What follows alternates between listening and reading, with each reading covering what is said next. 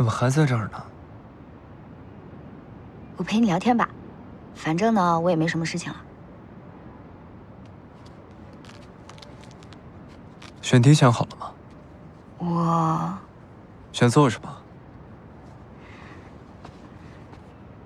唐玉，如果我能写出一个满意的剧本，你做我制片人好不好？好啊，如果你的剧本能够通过提案的话。哦，不是做出品人，是做制片人。你如果当了项目的制片人，我们就可以有更多时间在一起了。好吧，我就知道唐总你啊没这么好说话。之前哄我帮你忙，结果帮了半天人也没有追到。我知道是我没用，所以你现在不愿意帮我，我也理解。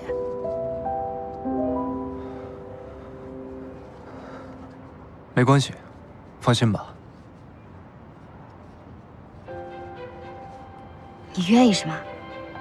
真的吗？只要你的剧本好，我会按照公司的流程给你安排一个适合你的制片人。不是，我不要别人，我只要你。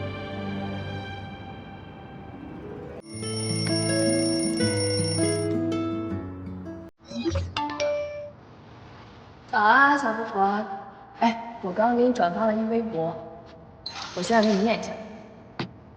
喜欢的男生跟我要了微信号，我以为他对我有好感，当晚兴奋的睡不着觉，结果他加我只是为了接近我闺蜜。更可悲的是，我堕落到成为他的队友，帮他追求我闺蜜。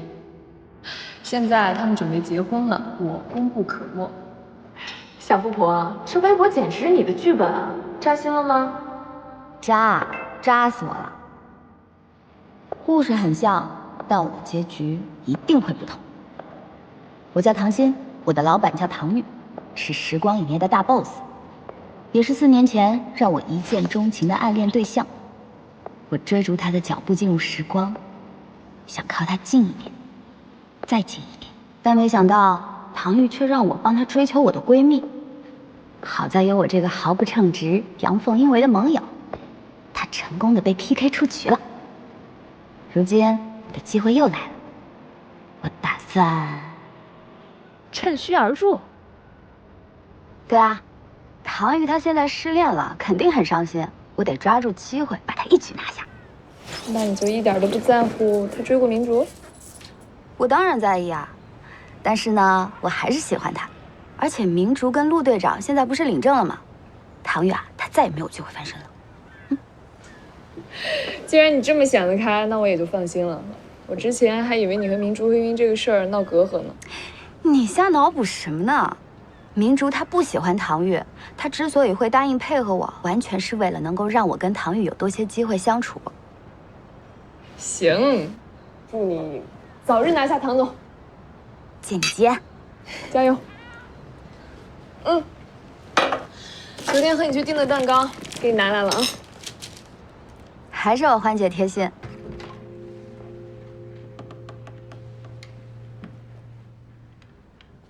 唐总，唐总，找我有事吗？我来给你送蛋糕喽。吃甜品可以让多巴胺狂飙。我想着你刚刚失恋，肯定还没缓过来，所以我就给你送了个大的。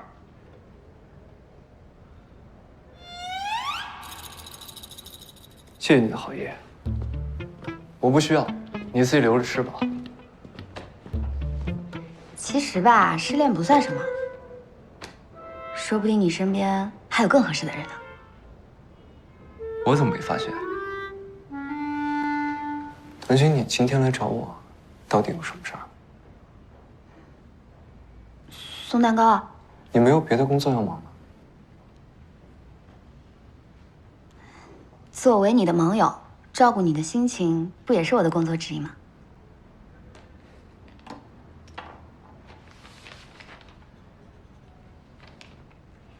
唐总，那我先走了。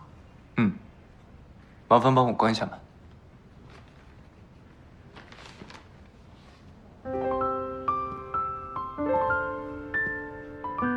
唐总，我可以帮您追民主啊，不过追女孩子是很难的，所以接下去您都得听我的话，按我说的去做。我都可以的。暗恋他的第1352天，喜欢和心酸都已成为习惯。就算我站在你面前，你也看不到我，看不出我的小心思，更看不出我一个人的兵荒马乱。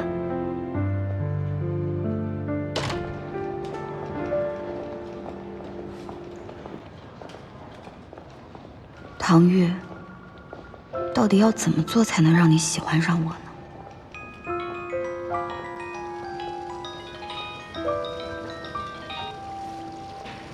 喂，欢欢，怎么样了？还想趁虚而入呢，人家连蛋糕都没吃一个。行吧，他不吃就不吃呗。哎，说真的，你多少有点舍近求远了。这吃唐僧肉的目的呢是长命百岁，不需要把它喂胖，还熏香洗澡的。你的目的呢是赶紧让唐玉当你的男朋友。你这么一说，我这圈子绕的好像是有点大了。是吧？我告诉你哈，坏人死于话多，妖怪死于事儿多。你才妖怪呢！你呀就等着看吧。以前是我没打直线球，这要真打了，他可不一定能收得住。就这样啊，拜拜。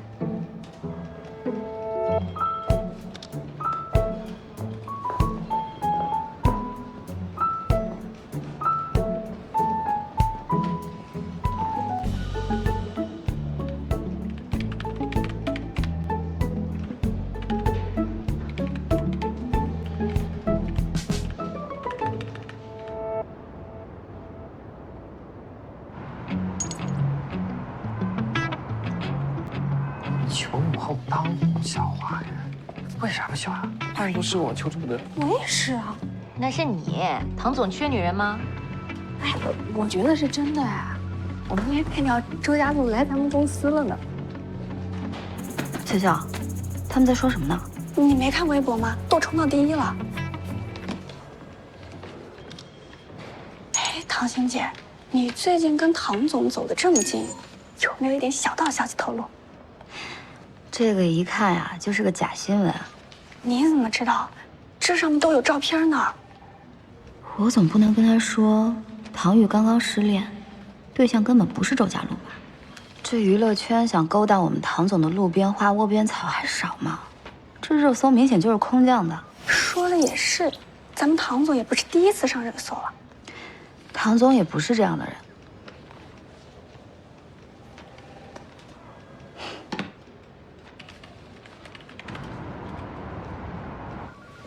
跟周家路团队联系一下，让他们自己澄清，别逼我打脸。好，唐总。喂，唐总说热搜的事情赶紧处理一下，下不为例。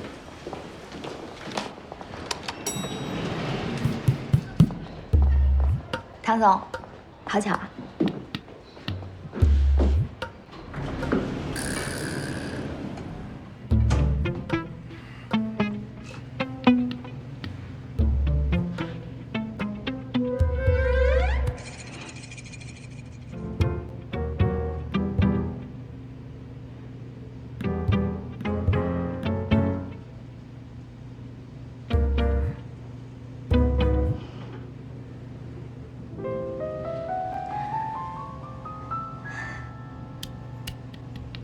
闻什么呢？闻闻你身上有没有女人的香水吧。哦，那闻出来什么？没有哎，我估计你刚失恋，应该也没那个心情。我一猜呀，就是个假新闻。不行，你知不知道每次你一提到失恋，就仿佛是在提醒我你这个盟友有多么的不称职。反正你追也追不到，我这是在帮你迷途知返。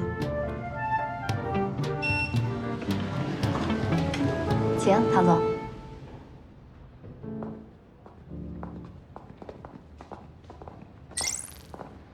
不错不错，反应迅速，很手难得。值得表扬。什么难得？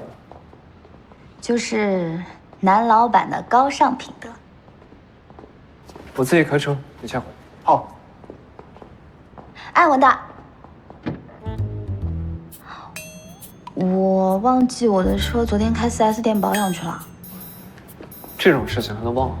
不能吗？唐总，要不还是我送您吧，这样也可以顺道送一下唐小姐。哎呀，不用麻烦高助理了，你这好不容易正常下班一次，要不我来送唐总吧？钥匙给。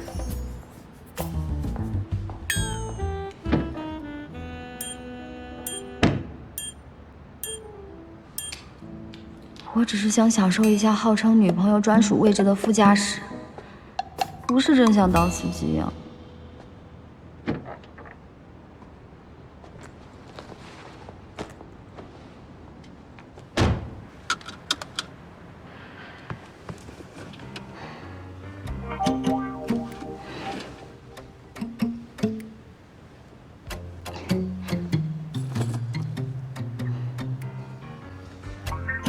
他的腿这么长的吗？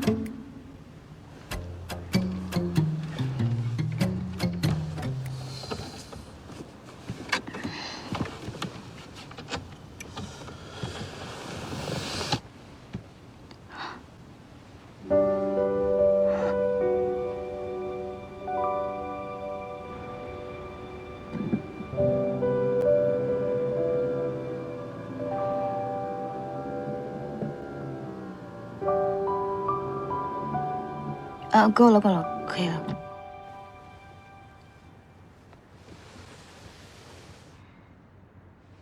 你怎么这么慌张？我没慌啊，我哪慌了？哎，你确定会开这车？我当然确定会开这车。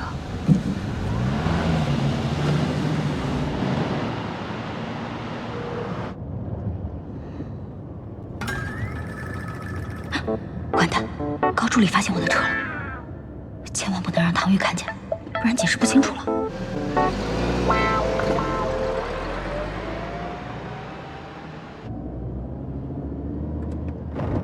小心！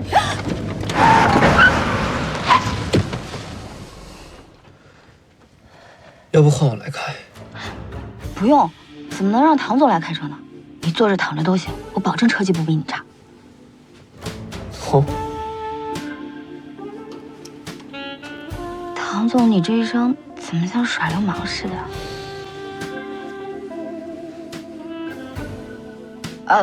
我们出发吧，唐总。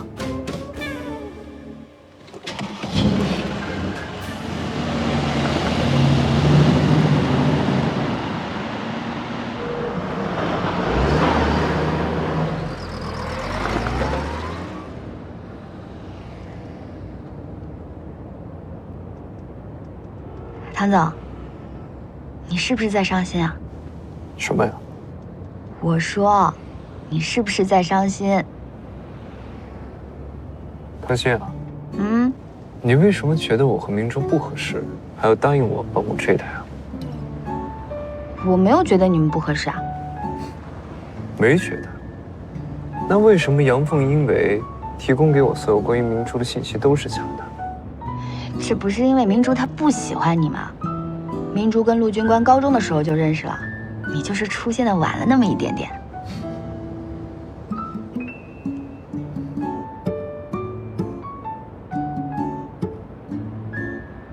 唐总，我有个问题想要问你。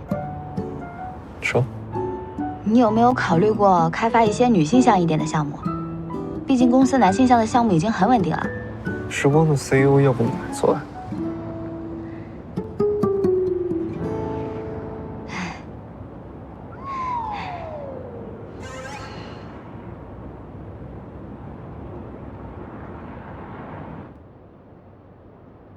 一个男人到30岁了还没有正经交过女朋友，他是不是不正常？他是不是有问题？呀，他哪儿不正常啊？30找不到40找呗。我儿子要想结婚，50岁也不晚。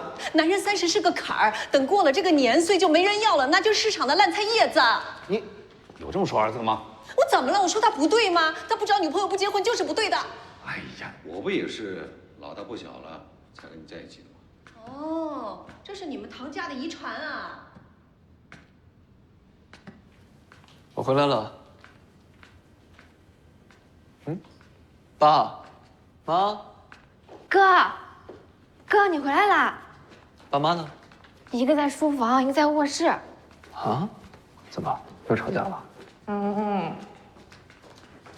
是不是你又闯祸了呀？怎么能是我闯祸呢？咱们家每次我闯祸的时候，不是你们一家三口统一战线骂我呀，只有你闯祸的时候，才会出现这种对峙状。我闯祸？我闯什么祸呀？你笑什么呀？就是妈说你有病，还是那种家族男性遗传疾病，所以，哥没事，你告诉我，你是不是？你是不是？哥，你真的不喜欢女人啊？我是真想把你信用卡给你停了。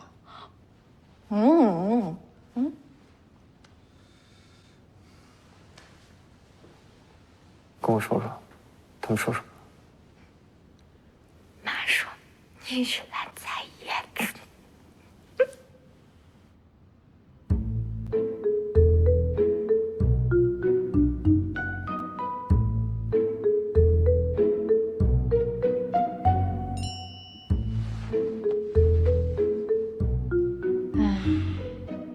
公司下半年的重点项目因为涉嫌抄袭给停了，投资基本上都砸了进去，各方的风言风语也不少。如果说3个月之内我找不到新的项目来代替的话，时光的股价一定会受到影响。但是3个月之后，我即将到30岁了。如果在这之前还找不到女朋友的话，我就将变成菜场卖剩下的烂菜叶。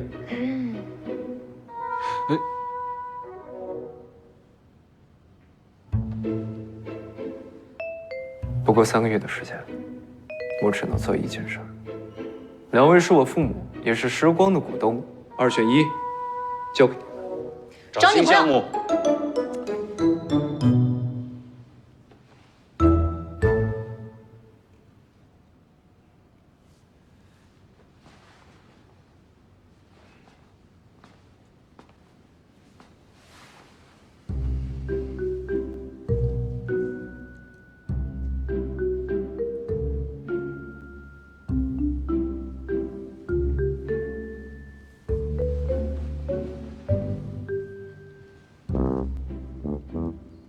妈，我记得您有几个小姐妹好像买了咱们家的股票，说要是跌得太难看了，这每周一次那下午茶，多尴尬呀！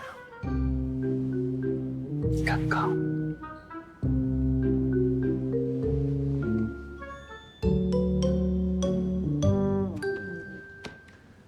吃饭。哎呀，我都饿了吧？怎么还不吃饭呀？咱们吃饭去，哎，快走，吃饭吃饭。好了吧？啊，吃饭。吃饭。吃饭。吃饭。哥，nice。真有你的。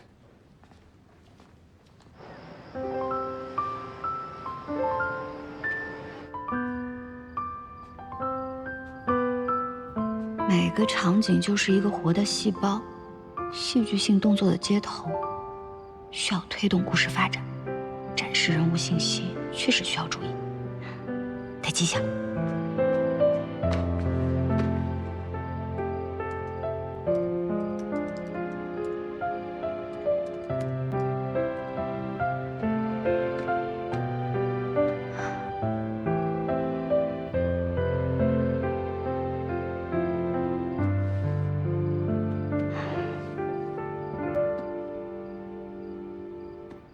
小唐心，你知不知道你的小说版权还有3个月在时光就到期了呀？我知道呀，签了4年，已经过去3年08个月13天了。你知道就好。哎，这时光最近开发的都是男性向题材的项目，像你这种女性向爱情小说呀，靠他们80%是没用了。不过咱们也不用愁，好歹咱也是网站上排名前3的大 IP， 多少人抢着要。已经有几家头部影视公司来问后续版权了，价格翻了好几倍。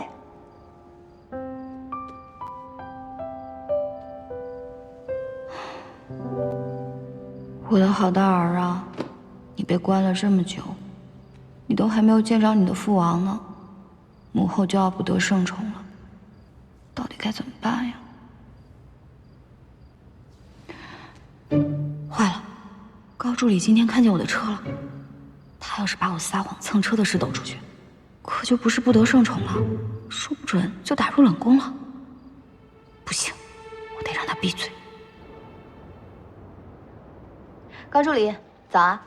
早。哎，唐总还没来呢。我不是找他，我找你。找我？我给你送早餐。你给我送什么早饭啊？高助理，主要是昨天那个事情吧，你懂的。他说的不会是车的事吧？我说的这么明显，他应该能明白我的意思吧？可他为什么要骗唐总啊？跟工作又没关系，他没必要向唐玉汇报吧？他不会是喜欢上唐总了吧？我喜欢了唐玉这么久，不能就这么被他搅黄了。行，稍后我再回复给你。唐总，有事儿啊？没事儿，我就是给高助理送个早饭，我先下去忙了。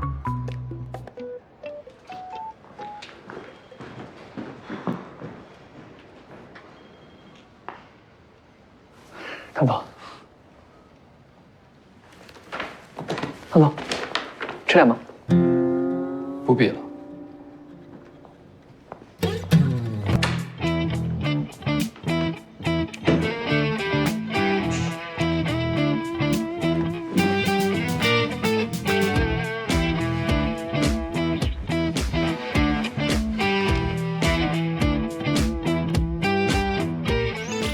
不要再看我了，再看我又要冒着破产的风险给你买小肝了。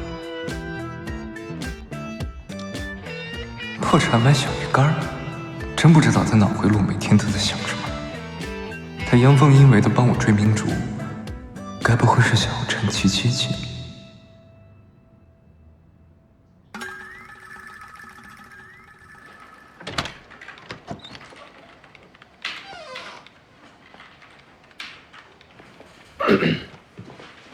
唐总，坐。好。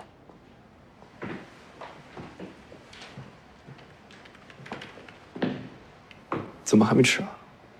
哦，我准备忙完这个再。现在就吃。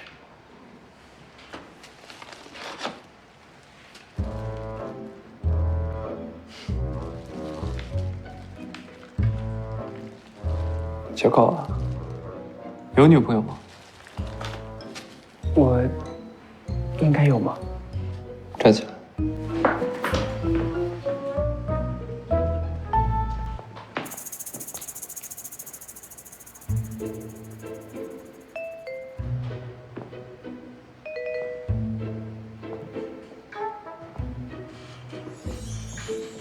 如果我没记错的话，你比我小3岁，品行端正，工作态度也很认真，长得也很帅气啊。也不抽烟，也不喝酒。对，没有任何不良嗜好。不错，挺好。这么说似乎也合理了很多啊。啊？快吃早饭吧。唐总，其实我已经吃过早饭了。既然是唐晶给你买的，都吃完它。疼。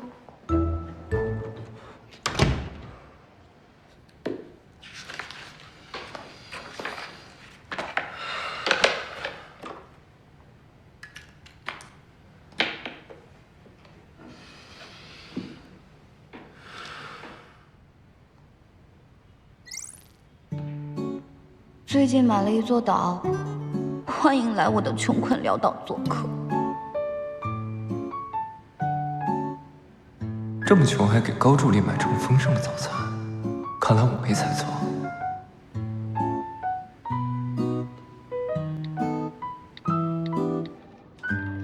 我都表达的这么明显了，高助理应该不会把我捅出去吧？唐鑫大大，小妖出现，什么时候签名啊？作者大大你等的好苦啊！为什么不更新微博啊？唐鑫大大您好，我是时光影业的编剧周丹，我很喜欢您的小说《做一个梦给你》，可否添加您的联系方式？周老师您好，对您的编剧作品早有耳闻，谢谢您的赞赏。不过出版社有签约条款，我暂时不能私加微信，抱歉。你买早饭的规格看上去不像这么穷。哎，你看，这什么情况？哎，快看！哇，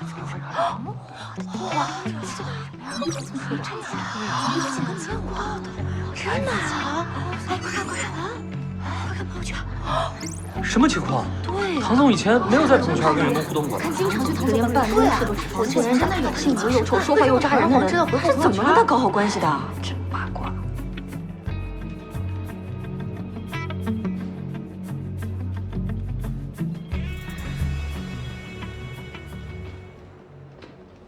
赶紧工作。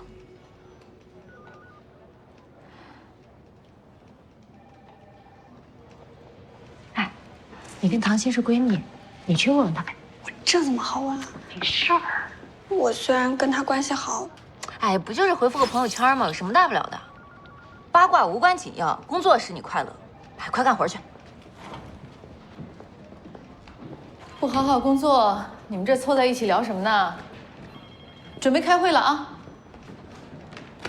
怎么回事？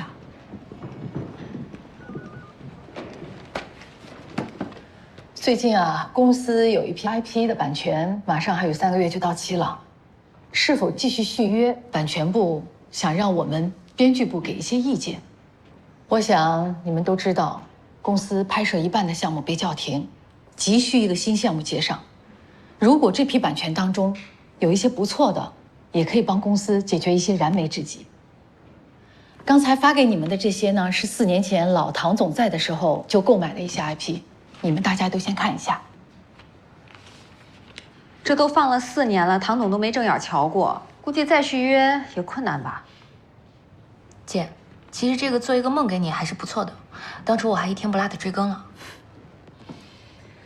小说呢，确实是好小说，但是奇幻爱情题材不是时光这几年的开发方向，公司应该不会花钱再续约了。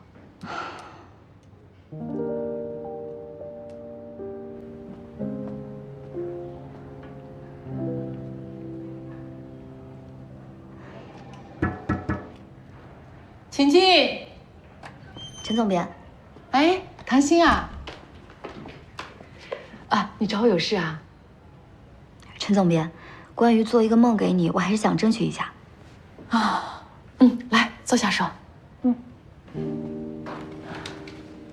陈总编，做一个梦给你是我自己的小说，我也一直在尝试做改编方案跟写剧本。我知道我还有很多的不足，但是我对这本小说是真的很有感情，也有很多自己的想法。唐鑫啊，你的这本小说，当年老唐总在的时候，是经我手买进时光的。你对他有感情，我对他也有感情。正是因为我们都知道他的内容不错，我才不想让他在时光继续搁置下去。你也是知道的，时光影业唐总接手以来，就很少开发爱情题材的项目。即便是我同意了，唐总那关，你也过不去啊。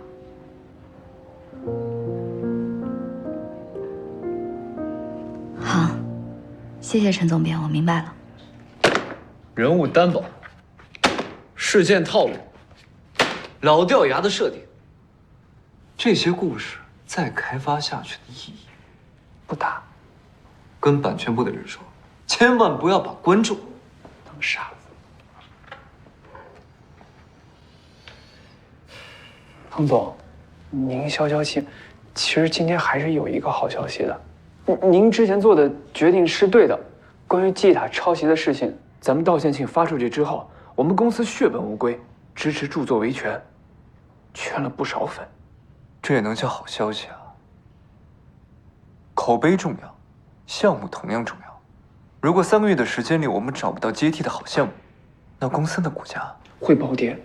汤总放心，现在全公司上下所有部门都在尽力找好的题材。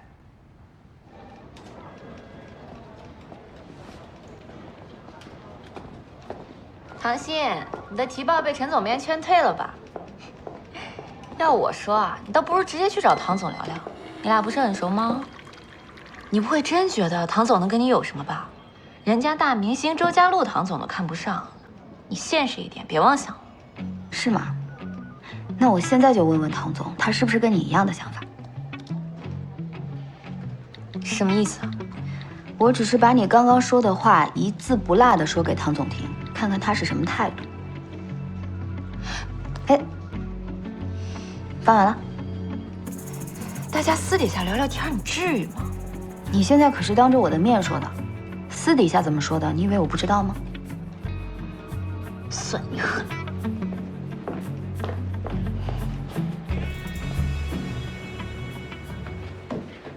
转发了，你都听见了？我刚一直在门外听呢。不告诉你。通知一下各部门，如果谁有好的项目或者是选题，可以直接来找我。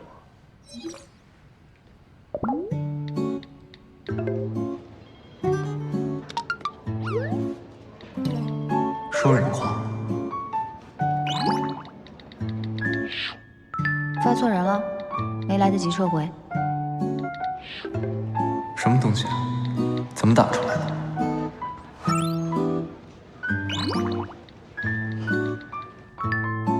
用脸滚出来的。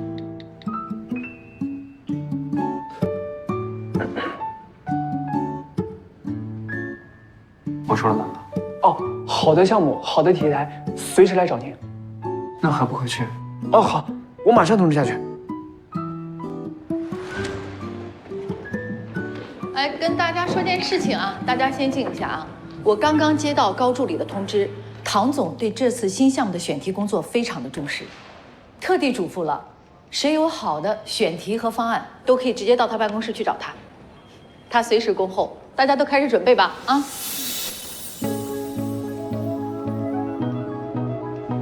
机会来了。在城市里追逐奔波并且忙碌，穿梭的人群，时间重复，从落日到夜幕，全力以赴，我没有退路。你是一道光的晨曦，填满每一寸依然缝隙，只为能与你有默契，并肩而立，创造个奇迹。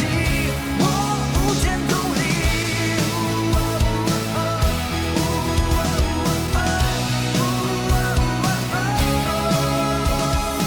哎，唐鑫。啊，我找唐总在会议室做采访呢，估计要到下班才能结束。采访？我还从来没有在现场见过唐玉接受采访的样子呢。啊，这样，我不找唐总，我找高助理，他也在会议室吧？啊，对，好，谢谢陈秘书。唐鑫还真的在追高助理啊？说不准，不过跟唐总比起来，他居然喜欢高助理，他眼光还真是特别。唐总整天一副冷冰冰的样子，有什么好的？我觉得高助理挺好。白鹿为霜其实一直都是时光非常擅长的题材，而且呢，演员阵容也非常的强大。我相信啊，一定会得到影迷朋友们的支持的。谢谢。好，我们先听一下。好。那么唐总，接下来呢，我们可能要问一些个人的问题，然后这个是我们大概的一个提纲，您可以先看一下。好，等一下的时候，你可以先找好角度，然后如果有问题的话呢，我会及时的按题。好吧？好吧。你怎么在这儿？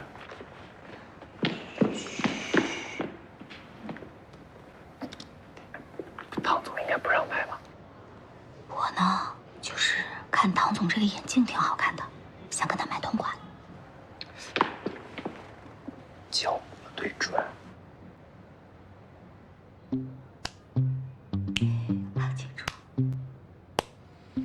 好，我没什么问题。就开始。唐总，我们开始了。好，那我其实非常想替广大网友问一下，就是唐总，您现在还是单身吗？因为您在之前采访里面有说啊，您喜欢温柔知性的女生。为了谢谢你呢，我给你吃个糖吧。啊，不用了，举手之劳而已，快回去工作吧。哎呀，没事，你就拿着吧。而且呢，您电影里大多数的女主角呢，也都是这一类型的。那不知道您现在是不是已经有符合这个标准的目标了呢？这种问题确实不好回答，需要看感觉。正好也到中午了，你们还没吃饭吗？这样，你们先去吃个饭，咱们下午继续。好，谢谢唐总。高助理，哎，唐总，送2位去餐厅。好，这个钱。这里真高兴。唐总，你有没有时间？我点餐一起吃饭。我中午有工作。那今天晚上呢？也没时间。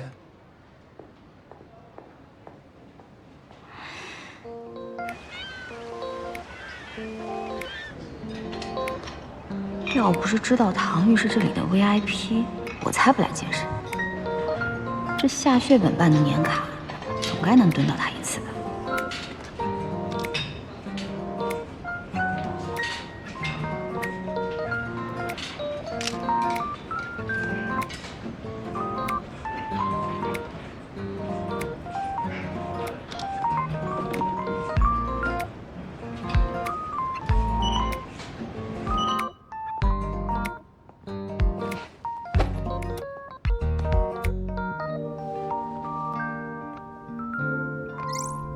健身打卡，3个月不运动会变穷光蛋的。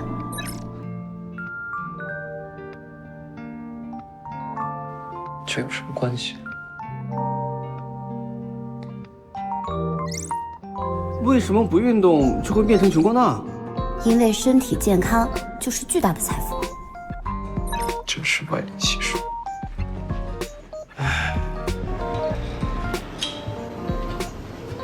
再等2分钟，就2分钟，等不到我扭头就走。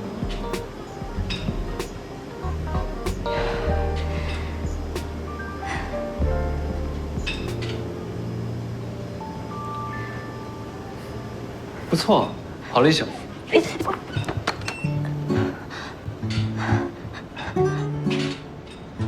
你也不怕摔死？唐总，吓死我了！这就被吓到，我还以为你胆子挺大的。那不是因为你突然就出现了吗？怪什么？1个小时跑了4公里，前50分钟都在散步吧？哪有啊？我刚刚在做普拉提，你都没看见。还有啊，你看这个项目我刚刚做了。哎，你去哪儿啊，唐总？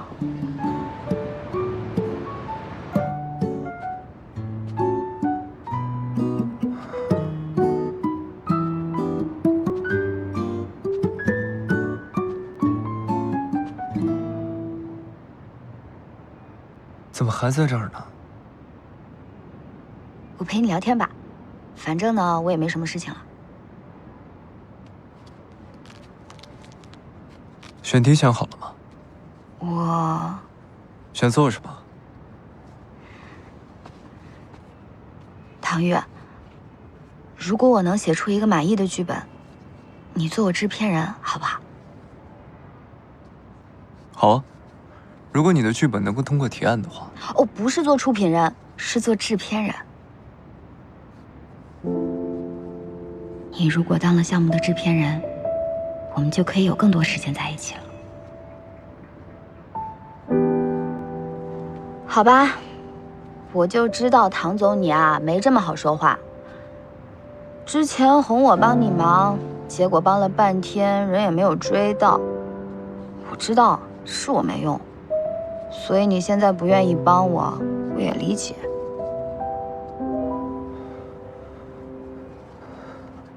没关系，放心吧。你愿意是吗？真的吗？只要你的剧本好，我会按照公司的流程给你安排一个适合你的制片人。不是，我不要别人，我只要你。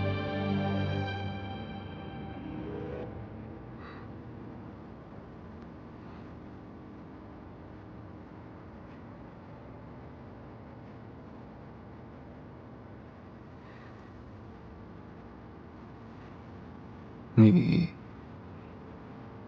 只要我。啊，我的意思是，我只要你做我的制片人，因为你比较厉害嘛。去年你做制片人的电影总票房都超过30亿了，你是我认识的人里面最厉害的，而且我跟你最熟悉嘛。所以，我只想要你做我的制片人，帮我拍一部我自己的剧本。我不要你安排别人，我只相信你。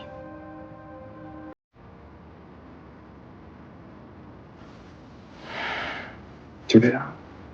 嗯。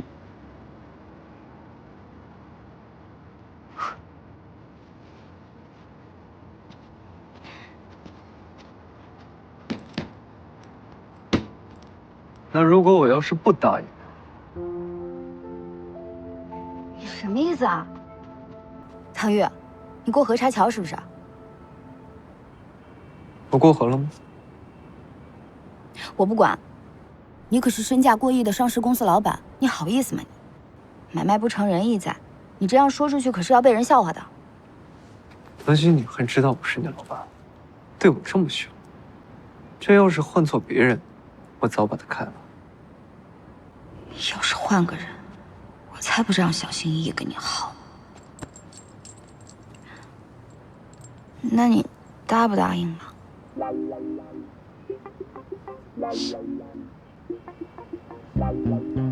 公司有公司的制作团队，我会找到一个合适你剧本的制片人。不答应就不答应嘛，反正我也就随便说说的，你就当我没说过吧。走了。回来。干嘛？不是说要陪我聊天吗？我刚刚心情好才想陪你聊天，我现在心情不好，鬼才陪你聊天。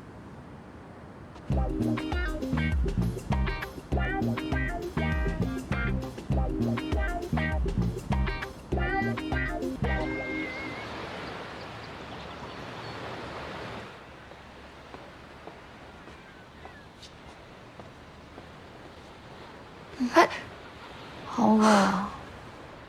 早给你准备好了，那，去。我去了啊。出去。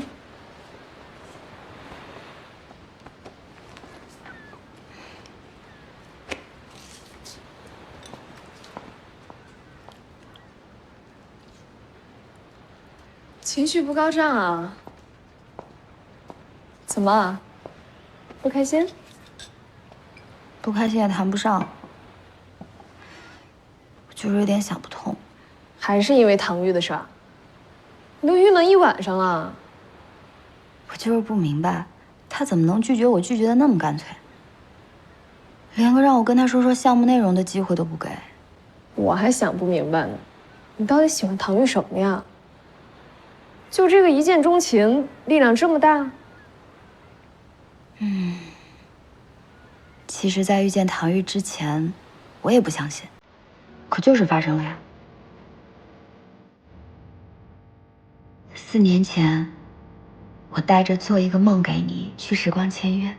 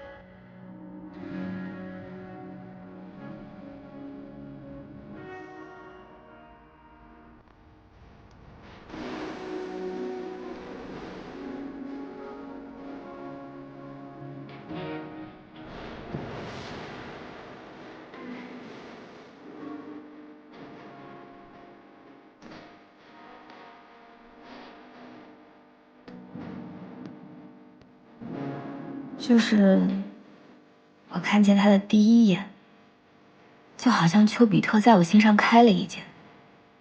后来我经了时光，慢慢的了解他，越了解他，我就越发现他的优点。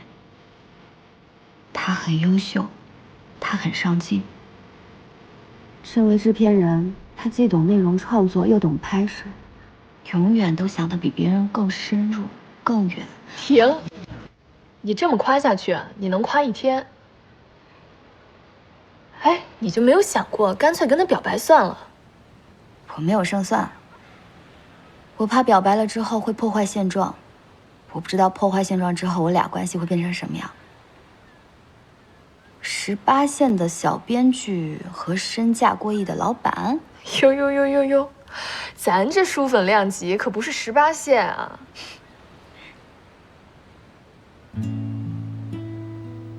我还是想等他再喜欢我一点的时候，再跟他表白。哎呀，算了，不提他了。我算是总结出规律了。但凡你一切顺遂、心情好的时候帮我看店，不是打折就是赠送，一天下来我亏好几千。你今天这样也挺好的，心里有点事儿。但凡呢进来个人傻钱多的，你一定能让他拎着最贵的衣服走。哎呀，也是，卖衣服换换心情也不错。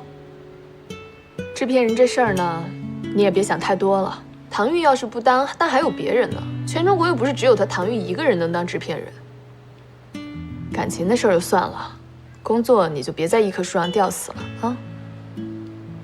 可是我只想要唐钰啊，从头到尾都只想要他。唉，没救了。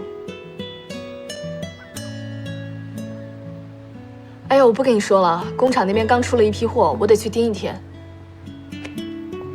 我走了，你好好看店啊，卖得好给你分红。好，你路上小心啊。知道啦。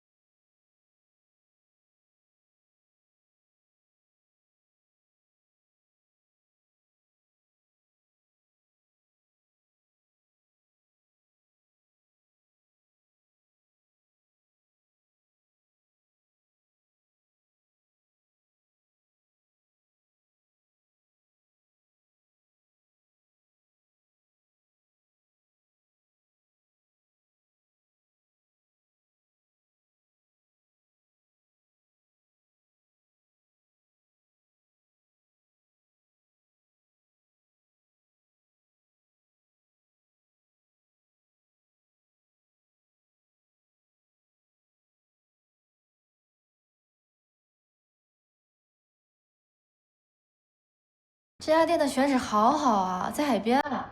对啊。老板，欢迎光临。你好，你好，随便看看。哇，哎，他们家的设计好特别啊。是啊。今天老板不在，我可以行使一点小权利，给你们算便宜一点哦。老板不在？那你是这里的设计师？不是，我是老板的朋友，今天帮他开一天店。今天呀，你们碰到我算幸运。我给你们开一些小惊喜，这边。哇，这些啊都是我们首席设计师的季节限量款，随便挑。咦，小碎花不错，是吗？我也觉得好看。我这儿还有一些新品，要不给你们看看？这个呀是我们设计师的最新设计，只有这2种颜色，要不一块试试？要，我都要。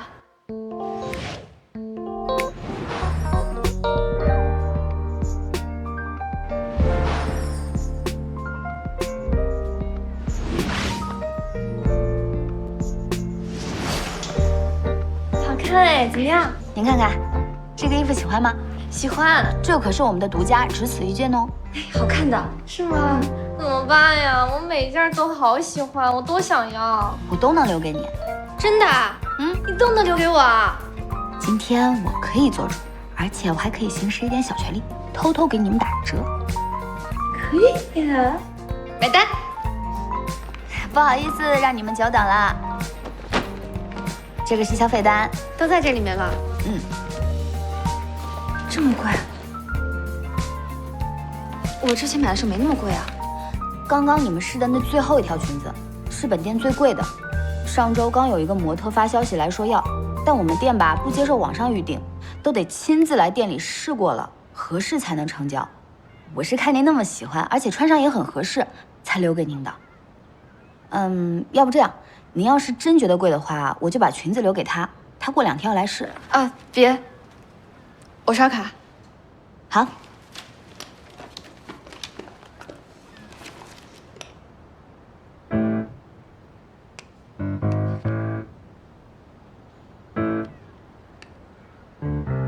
哎，算了，豁出去了，为了限量款。不是，全要啊？那当然了，你没听大狗姐姐说吗？那个模特盯了好久了，我要这次不买，以后就没有机会了。这可是限量版，我可不想做自己后悔的事儿。好啦，请签字。这，姐姐，你可不可以给我加个微信啊？以后如果有新款的话，你第一时间通知我。当然可以啊，要不我加你吧？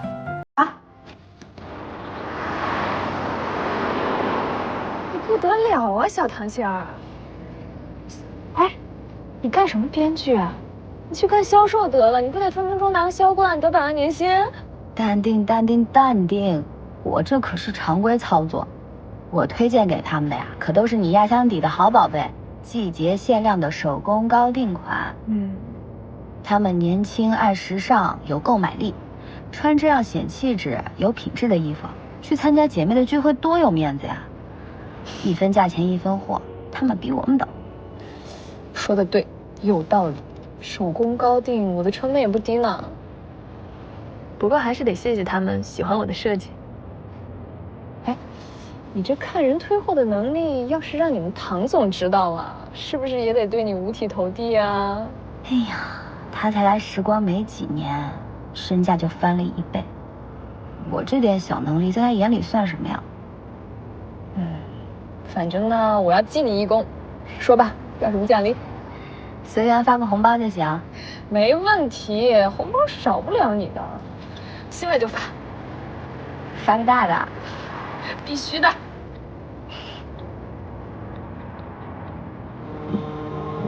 最近改喝香槟了。是吗？好久没来了。对，很忙啊，最近没办法，工作上的事儿。放心，马上忙完常来。对啊，一定要常来。哎呦，都在，来，一起碰一个，一起碰一个。今天的酒算我账上，好不好？好。走了。霸气。东哥。哦，都在，来，一起碰一个，一起碰一个。我今天来了一个很重要的朋友，一会儿介绍给你，好不好？好呀。想要喝什么直接点，算我账上，行不行？行。去吧，一会儿找你们，拜拜。拜。别把自己绷这么紧，开心点儿，烟花都是为你准备的，还有额外惊喜。打住，又要给我介绍女朋友，介绍一个明主还不够？行，我错了。那你不想一想，你妈催婚都催到我这儿来了，我要不解决你这个烂菜叶的问题，我就被解决了。我看你还是工作太闲了，不够忙。好了，我就喝了。来，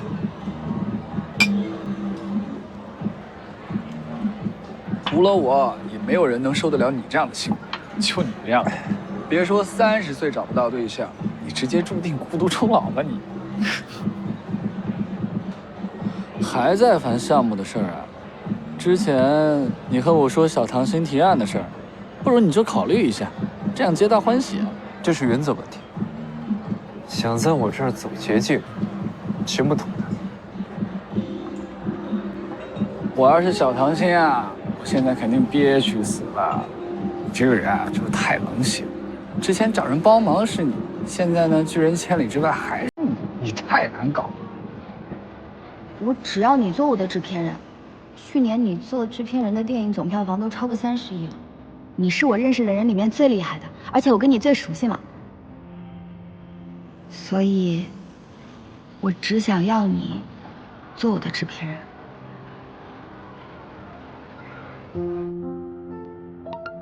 什么高富帅高富帅，这些网友真是敲敲键盘不用负责任。这要这么好，他们怎么不收了？还不嫌你哥年纪大？妈妈，你就别管我哥了，他现在有喜欢的人，就是还没有追到手，估计还在疗伤呢。你哥追谁没追到手啊？妈妈怎么不知道？我也是听他那些兄弟说的。兄弟，那不就是小霍吗？哎，小霍怎么说啊？那姑娘是谁啊？好像是之前跟他合作的编剧，还挺有才华的。哥哥还找她闺蜜帮忙来着呢。搞什么迂回战术，还挺纯情。啊，哎，那姑娘长得好看吗？有没有照片给妈妈看看？我哪认识，我又不知道。那你找小霍要啊，小霍肯定有，快让小霍发照片。哎呀，妈妈先吃饭，先吃饭。宝贝呀，你哥哥都30岁了，你不骑妈妈骑呀，快点啊，乖咯。哎，好，给你要，快点啊！真是的。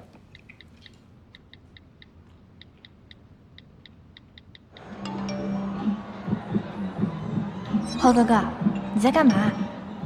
我妈要看那个明珠的照片。什么明珠啊？啊？明珠？你不说明珠吗？什么明珠呀？你才喝了1口酒就灌醉了啊！我看你啊，就是工作压力太大了，恋爱又不顺，这人就衰老了，幻听。真是气人。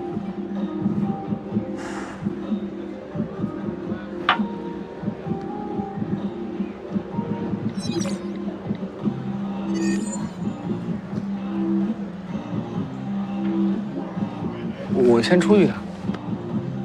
你不会要把我一个人留在这儿，自己要走？那怎么可能？我就是下午打拳水喝多了，我去趟洗手间，马上回来，马上回来啊！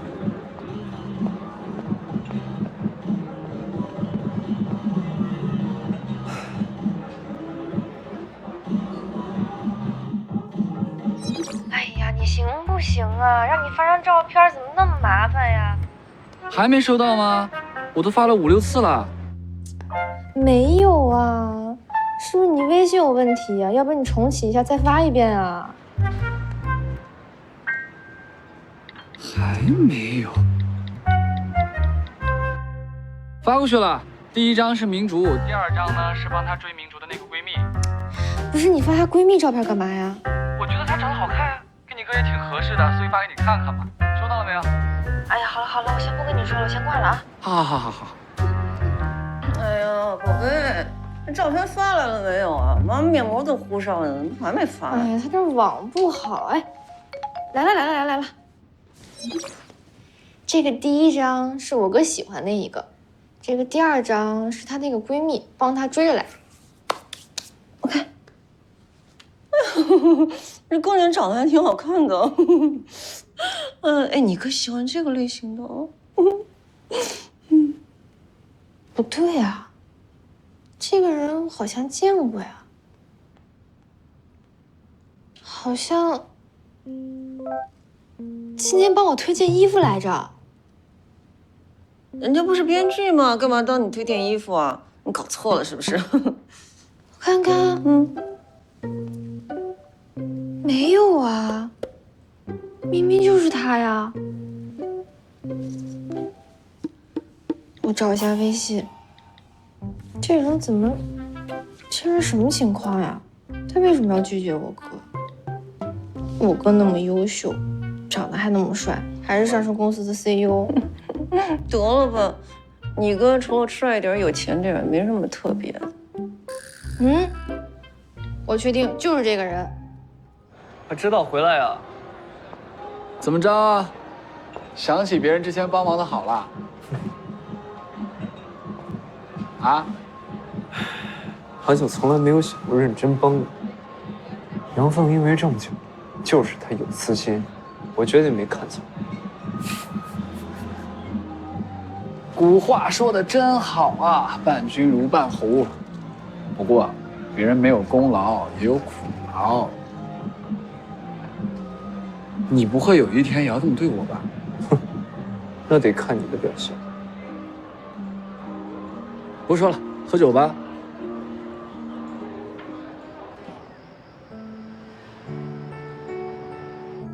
定要让唐玉看到我项目的价值。怎么办呀？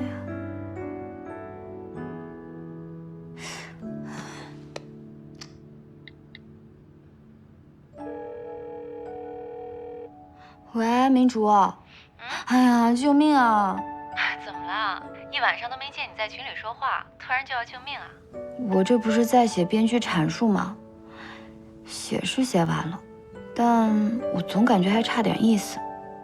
在我这儿都达不到满分，到唐宇那儿肯定是过不了关的。哎呀，很正常嘛。你刚开始写小说的时候，不也总觉得写的不好，写出了一堆版本藏在电脑的隐藏文件夹里，看都不敢看吗？你怎么那么了解我啊？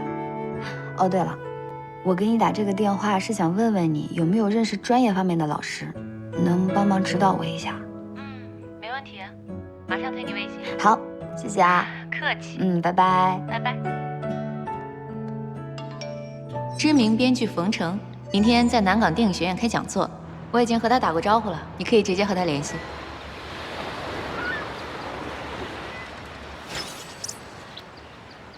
想法挺有意思的，不过想改编成电影的话吧，这个难度还是比较大的。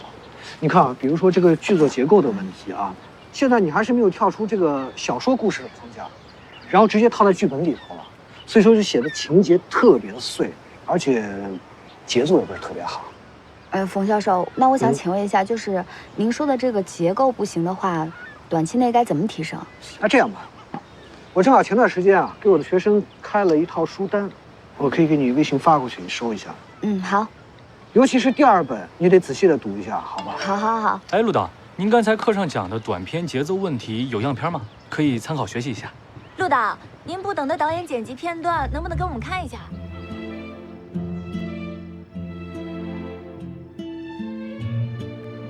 这难道是陆之行导演？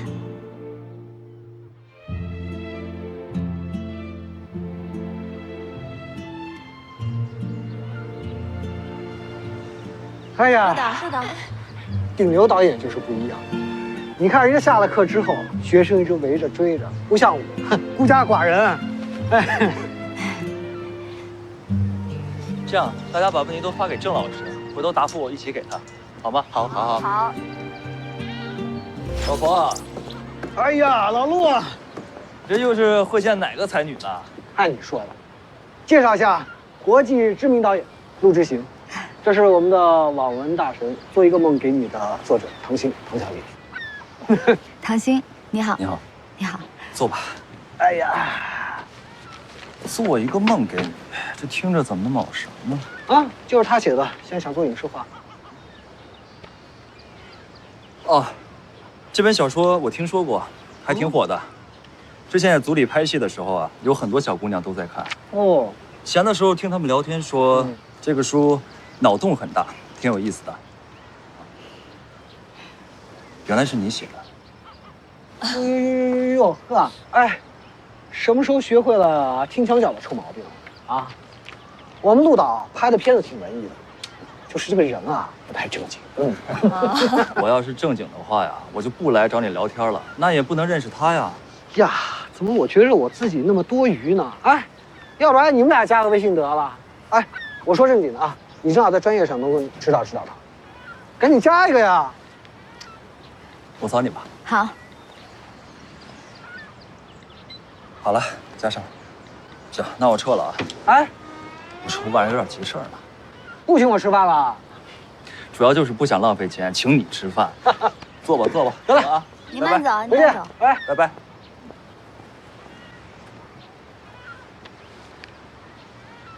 冯教授，您跟陆导很熟吗？老朋友了。他那会儿还是个毛头小子的时候，天天在一起喝酒、聊电影、聊文学。哎呀，现在不一样了，几部电影之后上升那么快，甘拜下风。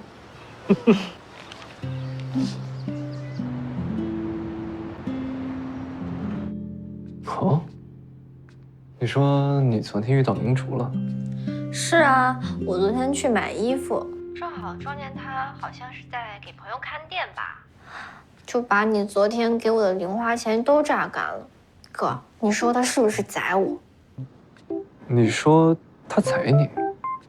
也不能完全这么说，毕竟那些衣服的品质也挺好的，值那个价钱。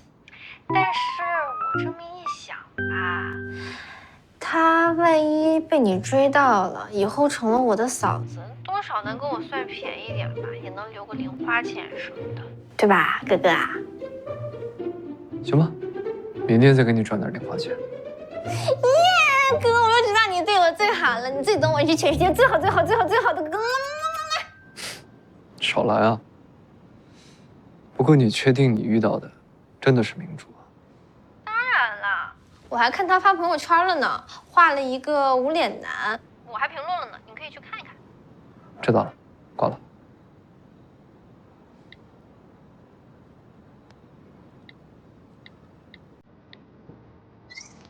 姐姐，你画的这是什么啊？这不是唐心吗？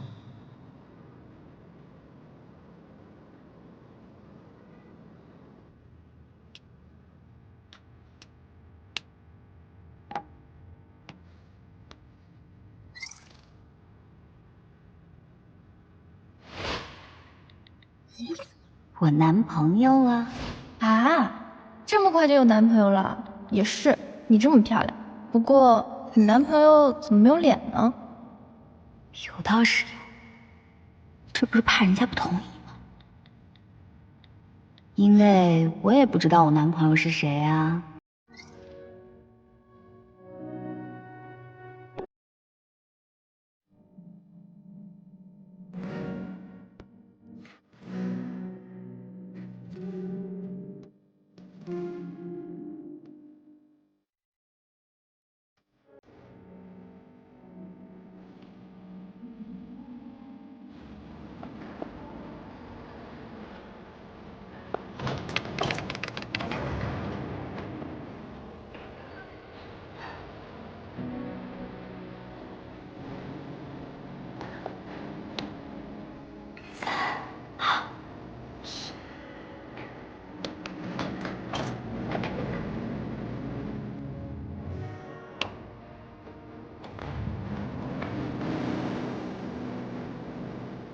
唐总好。他要是有一天知道这个没有脸的男人就是他，会不会后悔点这个赞？不过也许他永远不会知道这个秘密。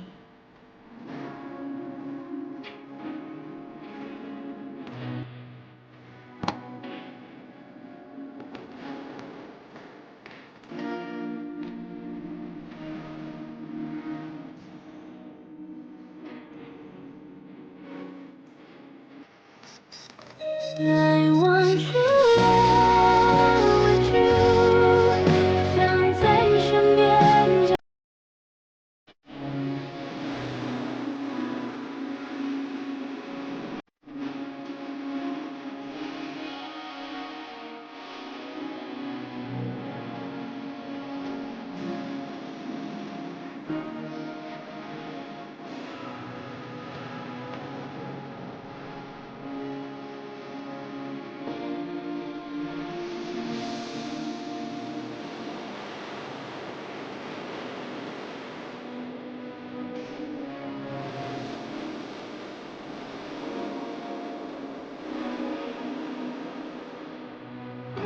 喂，高航，编剧部没人了吗？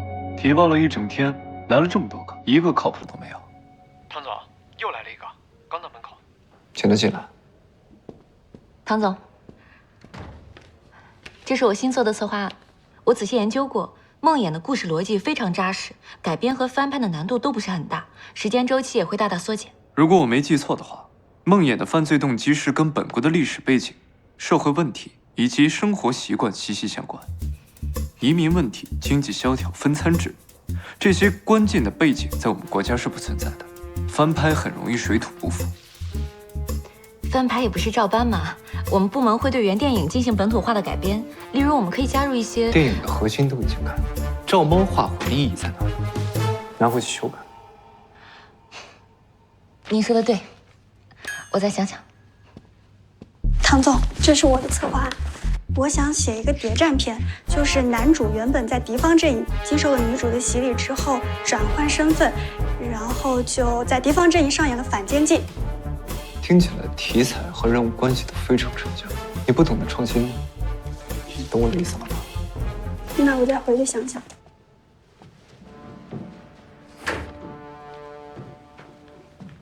唐总，通知一下大家，不成熟的提案就不要再过来了，不要浪费大家的时间。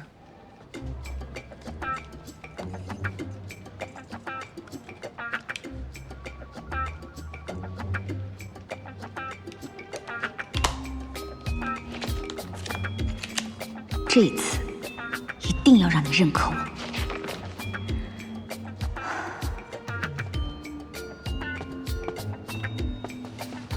高助理，我来提报项目。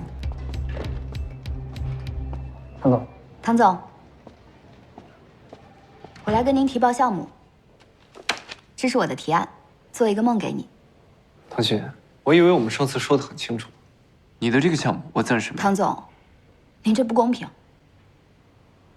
什么不公平？编剧部的其他同事都有机会在您的办公室里正式跟您阐述自己的选题，我应该也有这个机会。至于最后要不要考虑，您该听完我的汇报之后再做决定。你确定你这个提案很成熟，不会耽误大家的时间吗？唐总，你放心，我已经准备好了。4点20，你只有5分钟的时间，开始吧。5分钟？可是我准备了很多，你这样子我说不完的。唐总，要不这样，你先让我画张图，画完了之后我再跟你说我的想法。我怕我说不清楚。没想到讲个提案还需要属性结合呀。唐总，可以麻烦您给我一张纸跟笔吗？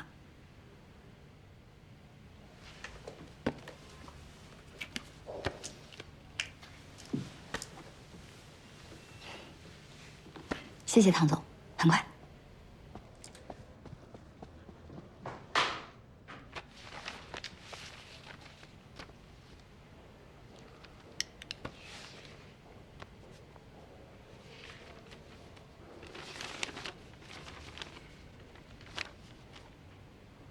唐总，能给我一支马克笔吗？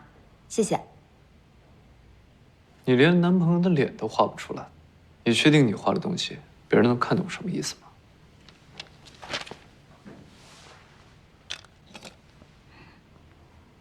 没关系啊，如果必须要有脸的话，我可以用猪头来代替。怎么，不行啊？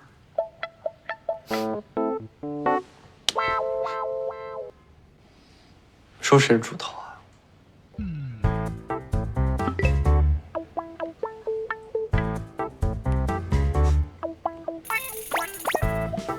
疼吗？啊？我说刚刚敲你那一下，疼吗？啊，疼，疼，疼。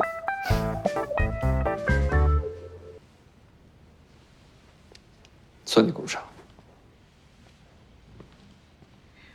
好，那我要些赔偿。什么赔偿？你刚刚说给我5分钟的时间，可是我要把我的故事讲得很透彻的话，时间肯定是不够的。所以我想多要一些时间，可以吗？那就开始吧，不要再耽误时间了。好，你再等我一下，很快。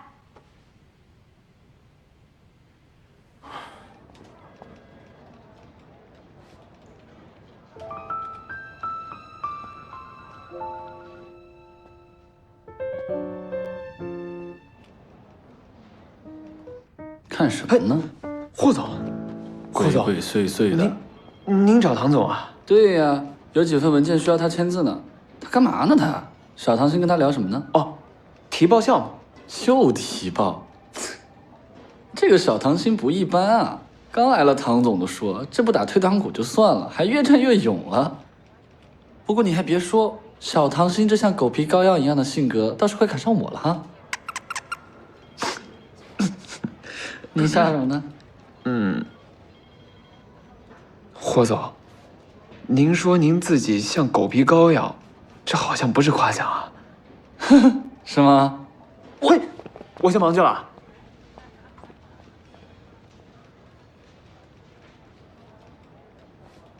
总而言之，唐总，故事的核心就是我改编阐述上写的，男孩穿越进了自己画的漫画当中，发现里头的恶毒女二有了自己的思想和灵魂。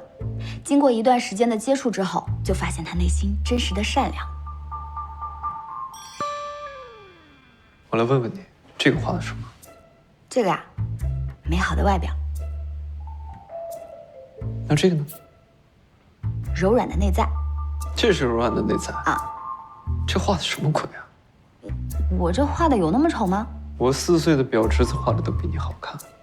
我又不是艺术家，我不用开画展的呀。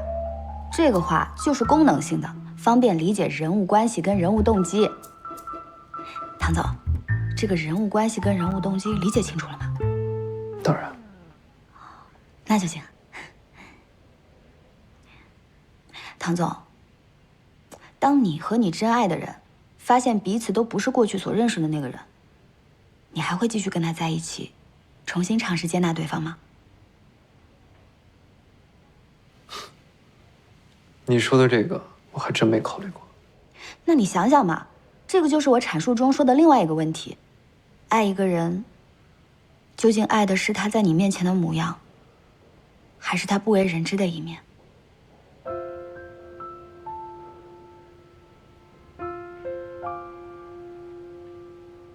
唐总，我觉得你没有想过的这些问题，应该也是观众没想过的。但这些问题其实都还挺有意思的，再加上小说里头这些有趣的奇幻情节，应该可以吸引观众。我再考虑一下吧。好，您先看看。如果还有疑问的话，我愿意随时解答。唐总，其实吧，我还是有很多优点的。哦，比如呢？比如我会弹钢琴啊，我唱歌也不错，我还有很多……算了，反正我就是不会画画。说的没错，确实画的不怎么样。你说什么？画的不怎么样？不光画的不怎么样，人也不太聪明，还能画到自己脸上。哪儿啊？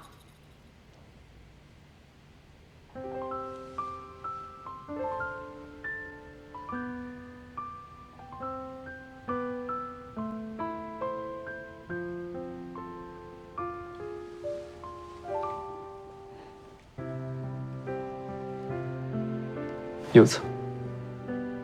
哦，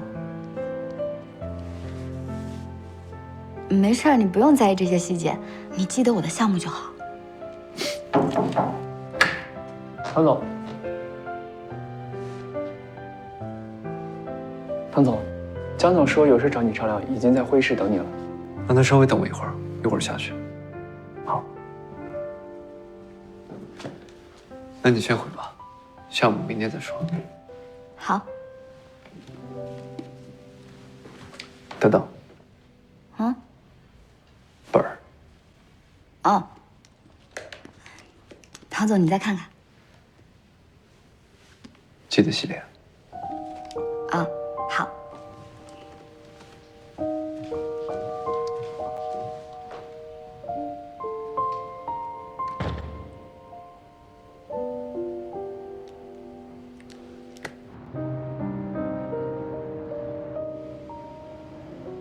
唐总，下午霍总找您签字的时候，看见唐小姐在你屋里画画，就先走了。嗯。他给你画什么呀？他跟我说一个项目，怕自己解释不清楚啊，就给我画了出来。哦。哎呀，不过今天也算领教了他的画风，还真是挺感人的。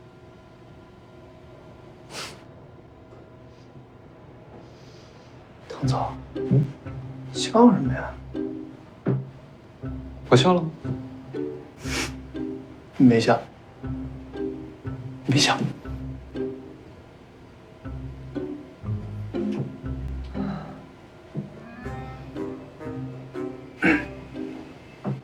看来唐小姐在您心里不一般呢。有个问题我想问你呢，你跟他你们俩？哦，我跟唐小姐啊，我们俩什么都没有，我不喜欢她，她也不喜欢我。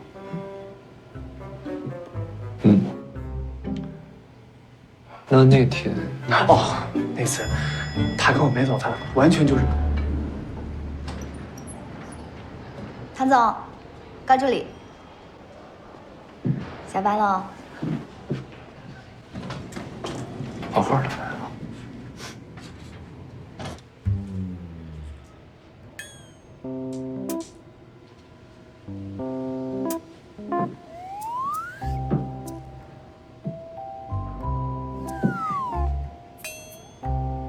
唐总，你等会儿是不是要回家？嗯。那你能不能载我一程？顺路的。你自己的车呢？我车保养去了。又保养？嗯。你车是去拉货了吗？1个月保养2次。我那个车就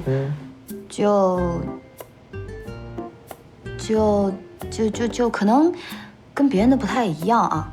那个哦，对，唐总，唐小姐上次是骗你的，但这次可能是真的。上次她的车没在4S保养，就在地下车库停着呢。